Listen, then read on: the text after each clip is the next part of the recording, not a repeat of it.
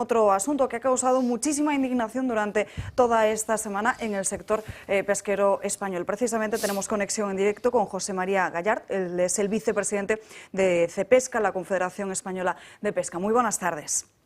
Hola, buenas tardes. Lo que hemos conocido es que han acogido con muchísima indignación, no es para menos, esa propuesta del Consejo de Ministros de la Unión Europea para el Mediterráneo, un 80% de reducción los días de pesca en este mar, cuando además en el último lustro los pescadores del Mediterráneo ya han reducido un 40% los días de actividad. Ustedes consideran que esto directamente es una sentencia de muerte para su propio sector, ¿no? Sí, efectivamente, es una auténtica barbaridad porque, bueno, después de 5 años, que aunque en los papeles el 40%, la verdad es que es bastante superior. Tú ten en cuenta que un barco español en el año 2019 tenía una posibilidad de pesca de 220 días y en el año 2024 teníamos una media de 130. Antes del Consejo de Ministros, cuando ya conocimos la propuesta de la Comisión, era una declaración de guerra total lo que Bruselas había declarado al sector pesquero, en este caso el español. Esperábamos el Consejo de Ministros a ver qué pasaba, bueno, y el resultado, tú bien lo has dicho, es indignación, frustración, cabreo y es un sinsentido la política pesquera que se desarrolla desde Bruselas. ¿A cuántas familias considera que este acuerdo puede afectar?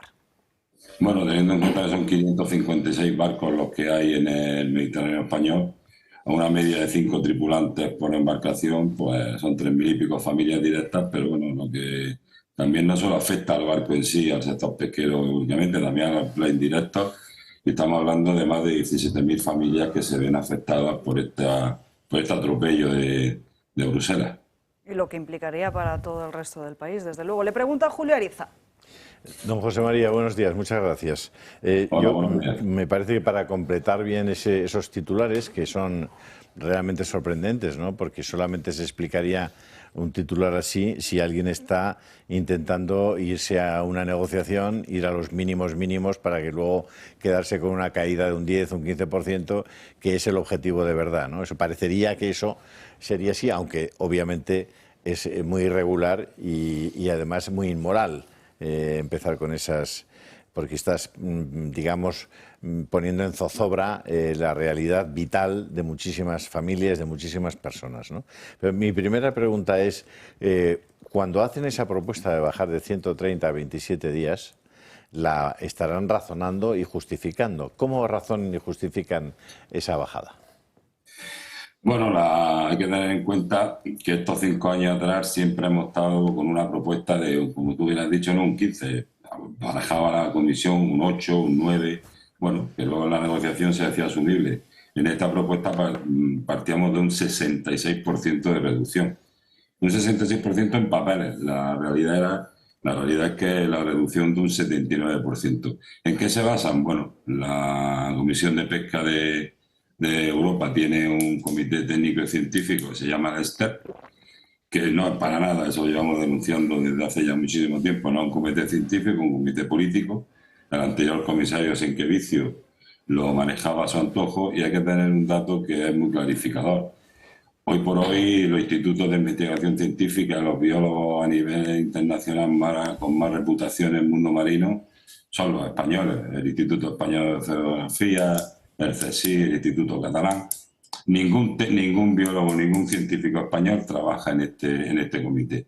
Y las causas son muy claras. Ellos no están conformes con la metodología de trabajo, porque ya te digo, un trabajo científico dirigido desde un prisma político, y claro, los informes que ellos manejan son siempre negativos, que son contrastados luego en los organismos internacionales con informes de IO, pero bueno, Bruselas no hace caso a los informes científicos reales y utiliza lo que son los informes políticos manejados por ellos. Esa es la excusa que siempre se buscan para esta reducción. En este caso, ya habíamos cumplido con el objetivo del reglamento del más de 40% de reducción. Teníamos la esperanza de que no podía haber más disminución del esfuerzo pesquero. Se han buscado la trampa legal de que el tema de las merluzas está en un estado, digamos, de colapso, como te digo, no es verdad, no es cierto. Y bueno, en eso se basan para esta reducción tan drástica del 66% del esfuerzo pesquero para el año 25. Le paso ahora con Marcos de Quinto. Sí, hola, ¿qué tal, José María? Yo, esto de Europa cada vez a mí se me parece más como masoquismo político. Es decir, los europeos votan para que unos burócratas tomen acciones cargándose la industria europea, el campo europeo y la pesca europea. Posiblemente sea una pregunta muy naif, pero el mar Mediterráneo tiene dos orillas, una la parte europea y otra la parte africana. ¿Qué pasaría si la flota nuestra, pues en estos momentos hiciera una empresa que se la vendiera a Argelia o que tuviera un convenio y que pescara con bandera argelina o con bandera tunecina? ¿Sería eso posible? Porque al final, si realmente somos nosotros los únicos que nos atan un brazo a la espalda y los otros en el mismo mar, porque es el mismo, son aguas internacionales, las que están entre medias pueden hacer otras cosas, estamos de nuevo en ese masoquismo donde los ciudadanos europeos votan a partidos que se cargan la riqueza y la prosperidad de Europa. Sí, no te equivocas en nada. Mira, nosotros en el año 19, cuando estuvimos negociando, entre comillas, con la gente del Parlamento Europeo, bueno, el Parlamento Español, lógicamente, y la gente de la Comisión, poníamos ese ejemplo. En la zona del Mediterráneo andaluz estamos 100 embarcaciones de arrastre. Argelia, Marruecos y Túnez tienen 600.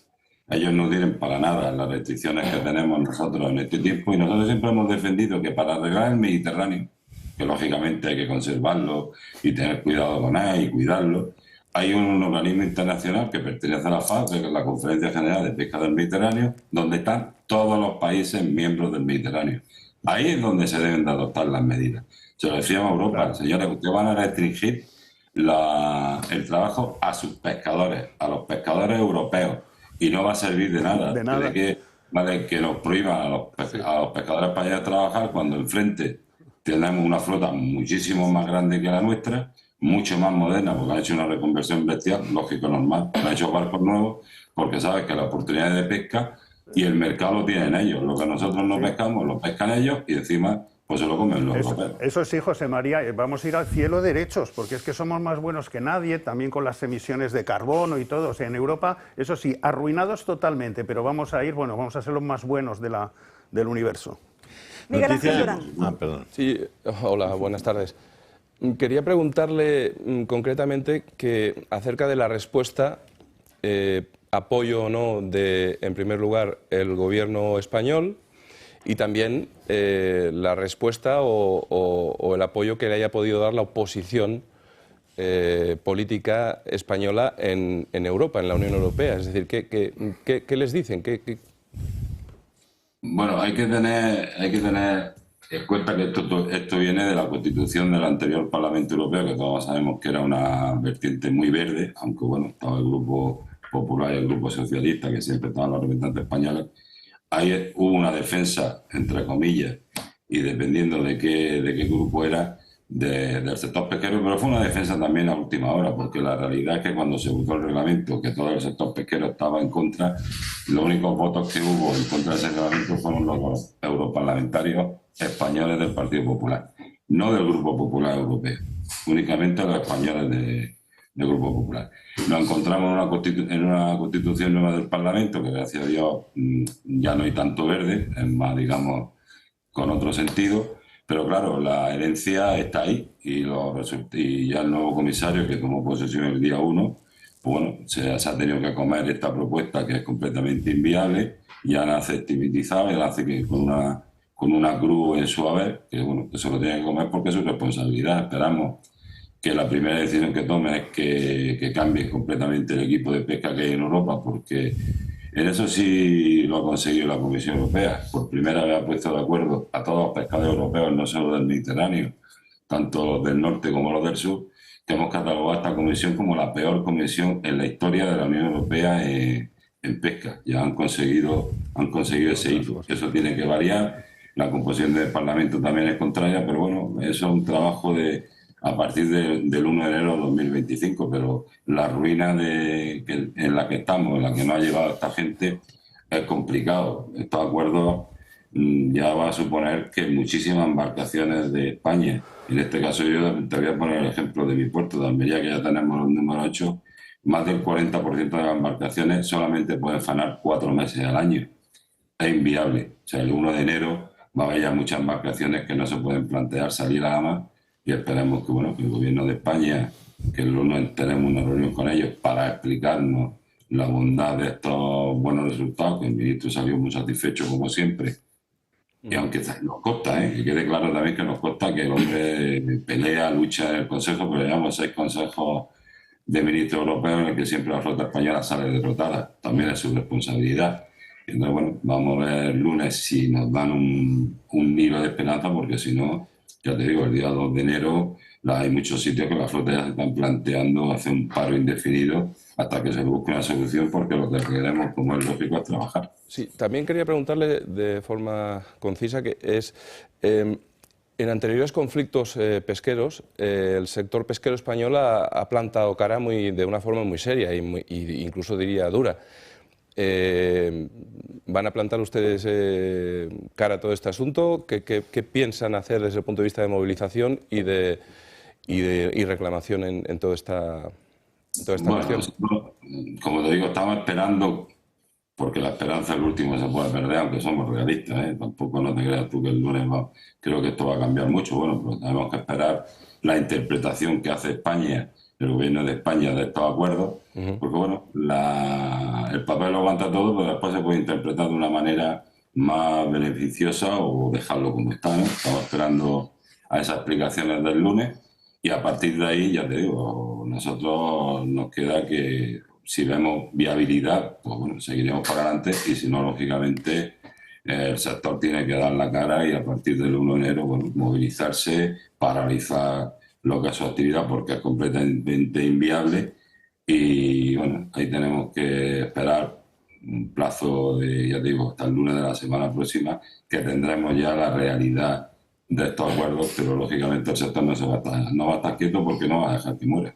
Última pregunta, valoración de Julio. Sí, ¿siguen ustedes utilizando las redes de deriva?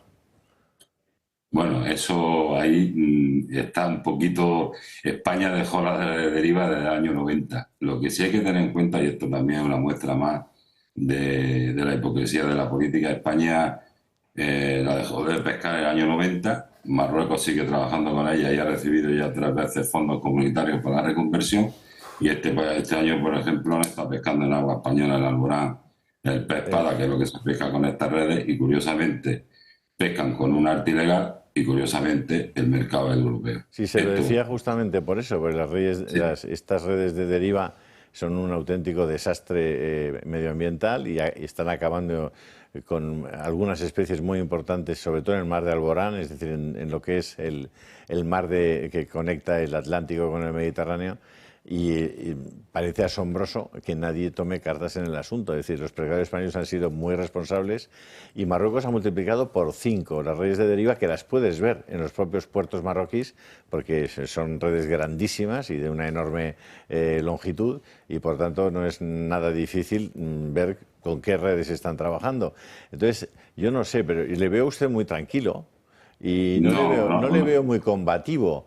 Pero ¿no le parece a usted que ya va siendo hora de que cuando un sector es atacado tan bestialmente como el sector pesquero, como lo fueron los pescadores gallegos en su momento en el Atlántico, cuando son asediados de esa manera, de unirse con otros sectores, porque serán los siguientes? Es decir, aquí estamos, yo me estoy cansando de defender que creo en la soberanía de España desde el punto de vista alimentario, la soberanía desde el punto de vista energético y la soberanía desde el punto de vista sanitario. Al final aquí, si hay una catástrofe global, necesitaremos dar de comer a los españoles, necesitaremos curar sus enfermedades, tener material sanitario de protección y necesitaremos energía. Es decir, pues de todo esto no hay un solo plan. Es más, todas aquellas cosas que vienen de Europa vienen directamente a hacer daño a estas lo que serían 3 objetivos indispensables para cualquier gobierno razonable. Mira, no sé la cara que me estaréis viendo, pero la verdad, mira, indignación, cabreo, frustración, preocupación máxima. Estamos hasta la coronilla de esta situación. Tú estás hablando lo has dicho muy bien, de la sanidad, de la seguridad. En el año 2020, con la pandemia, Europa y Madrid nos declararon un sector esencial y primordial. Nuestra gente se estuvo jugando la vida porque siguieron trabajando para aportar un alimento sano a los mercados y a la sociedad. Y ahora nos están dando este pago de que no nos quieren dejar trabajar. Combativos, 100%. Y ya digo, estamos a la espera, con esperanza entre comillas. Yo no tengo ninguna, por cierto. Pues espero sinceramente, José María, verles entrar a ustedes por el Manzanares aquí en Madrid. Bueno, durante la jornada del Consejo de Ministros hubo una representación importante del sector pesquero en Madrid, otros estuvimos en Bruselas, allí dando la cara y, bueno, y combatiendo, pero digo, llevamos peleando con este tema del año 19, hemos partido la cara con todo el mundo y la verdad es que es una vergüenza la clase política que tenemos porque lo hemos explicado por activa o por pasiva, con datos científicos, con datos reales, con datos socioeconómicos y el resultado que tenemos es el que estáis viendo. Es que la flota española en el año 25 va a tener muy complicado poder seguir faenando en el Mediterráneo cuando no hay ninguna razón que lo avale. Pero bueno, es lo que tenemos, pero bueno, por luchar, lógicamente, pescadores va a haber siempre y nosotros, esta gente, los políticos europeos no van a conseguir acabar con nosotros, seguro. Vamos a estar muy pendientes de cómo va avanzando esta cuestión. Don José María, muchísimas gracias por atendernos en esta mañana. Le enviamos un abrazo. Gracias a vosotros.